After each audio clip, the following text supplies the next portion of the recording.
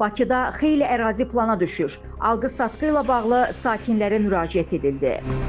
Bakıda istismar müddətini başa vurmuş, eyni zamanda şəhərin görkəminə xələl gətirən tikililərin sökülməsi ilə əlaqədar 2 komissiya yaradılıb. Reportun əldə elədiyi məlumata görə aidiyyatı qurumların təmsil olunduğu komissiya Bakı şəhərinin yeni baş planına uyğun olaraq Bakı şəhərində və ətraf ərazilərdə 20-ci əsrin əvvəllərində tikilmiş və istismar müddətini başa vurmuş, eyni zamanda şəhərin görkəminə xələl gətirən tikililərin sökülməsi zərurəti, habelə mühəndis kommunikasiya qurğularının yenilənməsi, ərazinin abadlaşdırılması ilə əlaqədar Bakı şəhəri Yasamal rayonu, Azərbaycan prospekti, Nizami, Rıza Quliyev, Nabat Aşurbəyova, Mirzə Fətəli Axundzadə, Çingiz Mustafayev və Mirzağa Əliyev küçələrinin əhatə elədiyi ərazidə yerləşən yaşayış və qeyri-yaşayış obyektlərinin satın alınaraq köçürülməsi sahəsində səlahiyyətli olacaq. Komissiya Yasamal rayonu Mirzə Fətəli Axundzadə küçəsi 4 saylı ünvanda fəaliyyət göstərir. Qeyd edilən ərazilərdə yaşayan sakinlərdən sahibi olduqları tikililərə dair